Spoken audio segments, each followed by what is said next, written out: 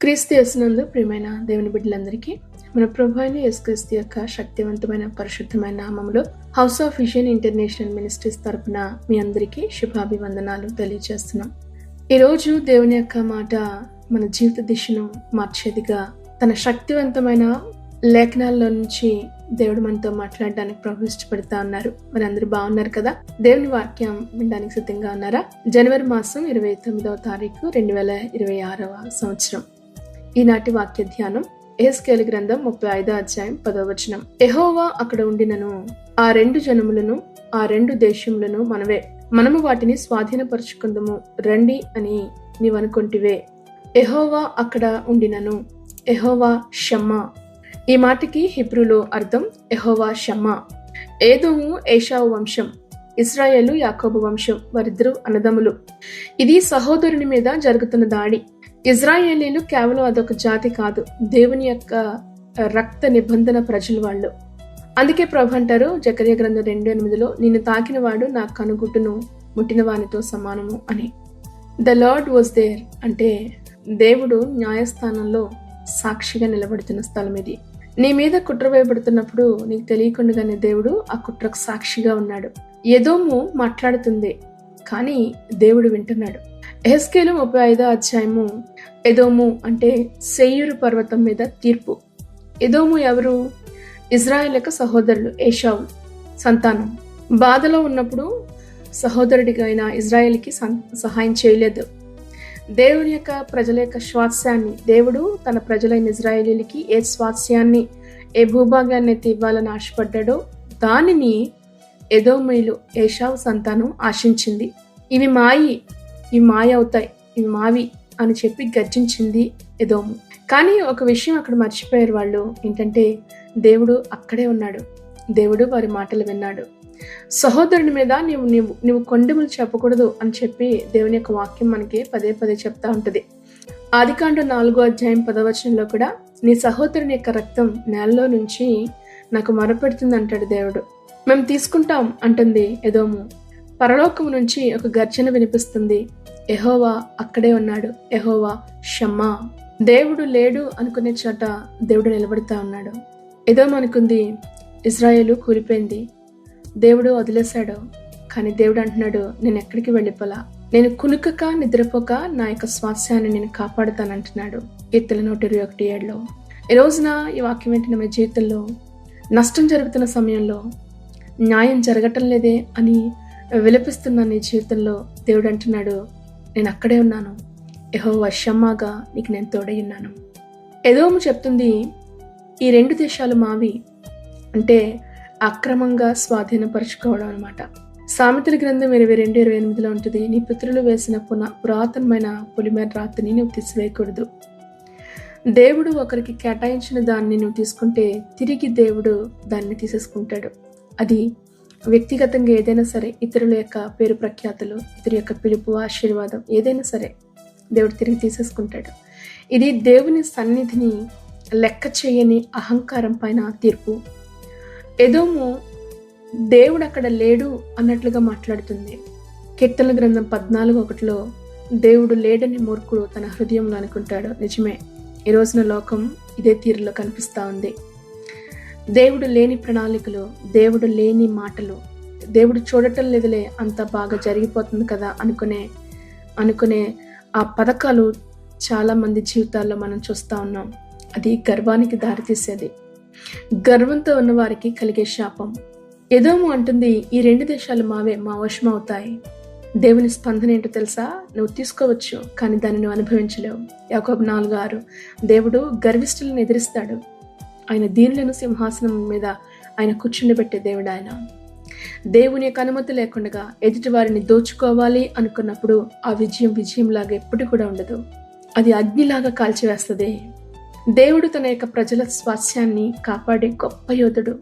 ఇర్మియా గ్రంథంలో మనం ఒక మాట చూస్తాం, పరాక్రమము కలిగిన శూరుని వలె యెహోవా నాకు తోడై ఉన్నాడని. నిజమే, ఈరోజు దేవుని యొక్క ప్రజల యొక్క గొప్ప భాగ్యం. అవును, ఓ ఇజ్రాయేలు నీ భాగ్యం గొప్పది. ఎందుకో తెలుసా? దేవుడు నీకు తోడై ఉన్నాడు. యెహోవా షమ్మాగా ఆయన తోడై ఉన్నాడు. ఎదోము ఆశిస్తుంది తన యొక్క సహోదరుల యొక్క స్వాస్థ్యం, కానీ దేవుడు అంటున్నాడు వారు నా నిబంధన జనం. ఆ ప్రజలు నా నిబంధన జనం, నేను వారికి కేటాయించిన భూభాగం అది. నీ ఆశీర్వాదాన్ని ఎవ్వరు కూడా దోచుకోలేరు, నీ పిలుపుని ఎవ్వరు కూడా ఆపలేరు. నీ స్వాస్థ్యం ఎప్పుడు కూడా ఆక్రమణకి ఎప్పుడు కూడా లోనవ్వదు. ఎందుకంటే దేవుడు నీకు తోడై ఉన్నాడు. క్షమాగా ఆయన తోడై ఉండే దేవుడు. చాలామంది అంటారు, ప్రార్థించాం జవాబు రాలేదు, న్యాయం జరగట్లేదు, దేవుడు మౌనంగా ఉన్నాడేమో. దేవుడు ఎప్పుడు కూడా ఆలస్యించాడు. హబక్కు 2:3, అది ఆలస్యముగా జరిగినను తప్పక నెరవేరుతుంది. దేవుడు మౌనంగా ఉన్నాడు అంటే మనం అర్థం చేసుకోవాల్సిందంటే తెలుసా, దేవుడు కార్యం చేస్తున్నాడని. ఎదోము నవ్వుకుంటుంది, హేళన చేస్తుంది ఇజ్రాయెల్ని చూసి. కానీ దేవుడు ఎదోము మీద తీర్పు రాసేశాడు. ఇతరుల కష్టార్జితంపై బట్టి లాభాన్ని అపేక్షించే వారికి దేవుడు చెప్తున్న మాట ఒకటే, నీ సహోదరుడు పడిపోతే నువ్వు సంతోషించుకు సుమా, నీ సహోదరునిది ఆయనది ఏది కూడా నువ్వు ఆశించొద్దు. ఈ రోజున ఈ వాక్యం వెంటనే మనందరితో ప్రభు మాట్లాడుతున్న మాట, నువ్వు చేస్తున్న ప్రయత్నాల్లో, పనిలో, మాట్లాడుతున్న మాటల్లో, కోరుతున్న ఆశీర్వాదాల్లో నిజంగా దేవుని సన్నిధిని నువ్వు లెక్కలో పెట్టావా? ఎందుకంటే ఎదోము దేవుని యొక్క సన్నిధి, దేవుడు వింటున్నాడు అన్న విషయాన్ని ప్రక్కన పెట్టి తను గర్వముతో మాట్లాడుతుంది. యెహోవా అక్కడ ఉన్నా మనదే అంటున్నాడు. అందుకే ఎదోముకి చరిత్రలో మిగిలింది శూన్యత మాత్రమే. దేవుడు లేడనుకున్న స్థలంలో, దేవుడు నిన్ను మర్చిపోయాడు అనుకున్న స్థలంలో దేవుడు చెప్తున్నాడు, నేను అక్కడే ఉన్నాను, ధైర్యంగా ఉండు. యెహోవా షమ్మాగా ఆయన మనల్ని విడిచిపెట్టే దేవుడు కాదు. గర్వాన్ని విడిచిపెట్టి పశ్చాత్తాపడి దేవుని నీ యజమానిగా, నీ అధికారిగా నువ్వు ఒప్పుకున్నప్పుడు నిశ్చయంగా ప్రభు అంటాడు, ఇదిగో యెహోవా నా పానీయ భాగం, నా స్వాస్థ్యం కాపాడువాడు ఆయనే. నిజమే, మన స్వాస్థ్యాన్ని దుష్టుడైన అపవాది మన యొక్క సంతోషాన్ని, ఆనందాన్ని, మనకు కలిగిన ఆశీర్వాదాన్ని దొంగిలించడానికి ఎలాంటి సైన్యాలు, ఎలాంటి వ్యూహాలు మన మీదకి వచ్చినప్పటికీ కూడా దేవుడు మనకు తోడే ఉన్నప్పుడు మన ఆశీర్వాదం మన చేతిలో నుంచి ఎవరు కూడా తీసుకుని వెళ్ళలేరు. దేవుని వైపు ఎదురు చూద్దాం. ఎదోమీలు ఆ సమయంలో ఇజ్రాయేలీల కంటే బలవంతులు, కానీ ఆ మాటను వినిన దేవునికి గొప్ప రాజ్యంతో, ఇజ్రాయేలు పట్ల వాత్సల్యతతో తిరిగి ఈ యొక్క వాగ్దానాన్ని వారి విషయంలో దేవుడు మాట్లాడుతున్నాడేమో తెలుసా, నేను అక్కడే ఉన్నాను, నువ్వు ధైర్యంగా ఉండు. జరుగుతున్న పరిస్థితులు మనకు అర్థం కాకపోయినా, మనకి నష్టం అనిపించినా, ఆలస్యం అనిపిస్తున్నప్పటికీ కూడా ధైర్యం తెచ్చుకోవాల్సింది ఒకటే, దేవుడు చూస్తున్నాడు, దేవుడు పని చేస్తున్నాడు. ద్వితీయోపదేశకాండం 31:8 ఆయన నీకంటే ముందుగా ఆయన వెళ్తా ఉన్నాడు. ధైర్యం తెచ్చుకుందామా? నీ పైన గర్వపు మాటలు మాట్లాడుతున్న వారిని బట్టి, అపోహలు నీ మీదకి నెట్టుతున్న వారిని బట్టి అధైర్యపడద్దు. నేను కృంగతీస్తున్న సమస్యలను వైపు చూసి ఏమాత్రము కూడా భయపడద్దు. నష్టం చవి చూడాల్సిన పరిస్థితులు ఎదురవుతున్నాయా? ధైర్యంగా ఉండండి. ఎందుకంటే యెహోవా షమ్మాగా దేవుడు తోడే ఉన్నాడు. ఆయన చెప్తున్నాడు, పగ తీర్చుకున్నట్టు నీ వంతు కాదు, అది నా పని, నేనే దాన్ని చేస్తాను. గనక దేవుని యొక్క హస్తాలకి విధేయతతో లోబడిపోదాం. ఆయన ముందు సాగిలపడదాం, గర్వాన్ని విడిచిపెడదాం. ప్రతి భయంలో కూడా దేవుని ఆహ్వానిందాం. ప్రభా, యెహోవా షమ్మాగా నాకు తోడే ఉన్నావు కదా, నాతో రండి. ఈ పరిస్థితుల్లో, ఈ సమయంలో నేను అడుగు పెట్టడానికి భయంగా ఉందయా, నాకు సహాయం చేయవని ప్రభు సన్నిధిని మనం కోరుకున్నప్పుడు నిశ్చయంగా ప్రభు మనతో కూడా ఆయన నడిచే దేవుడై ఉన్నాడు. ఈ వాక్యం ద్వారా ప్రభు మనందరినీ దీవించి ఆశీర్వదించును గాక. ఆమేన్. ప్రార్థన చేసుకుందాం. మహాపరిశుద్ధమైన యేసయ్య, మీ పరిశుద్ధమైన నామాన్ని బట్టి నీకు వందనాలు.